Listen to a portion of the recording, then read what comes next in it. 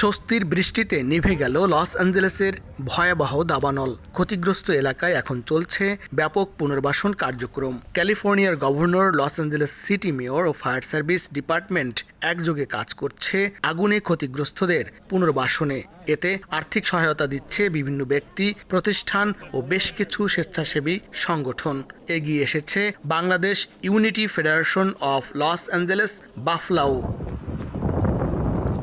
Loss Angeles fire service ডিপার্টমেন্টের বিশেষ ফান্ডে $10,000 চেক হস্তান্তর করেন সংগঠনটির নেতারা। মানবিক সহায়তায় সম্পৃক্ত হওয়ার এই প্রচেষ্টা বিদেশে বাংলাদেশিদের ভাবমূর্তি উজ্জ্বল করবে বলে মনে করছেন প্রবাসীরা। তারা আমাদের জানমালের নিরাপত্তা দিয়েছে, সেই কারণে তাদেরকে অ্যাপ্রিসিয়েট করে আমাদের পক্ষ থেকে, আমাদের কমিউনিটির পক্ষ থেকে ছোট্ট একটা উপহার তাদের ফান্ডে আমরা জমা দিয়েছি। এখানকার যে ফাউন্ডেশনের প্রেসিডেন্ট লিন লিজ, ওনার হাতে আমরা $10,000 একটা চেক তুলে দিলাম।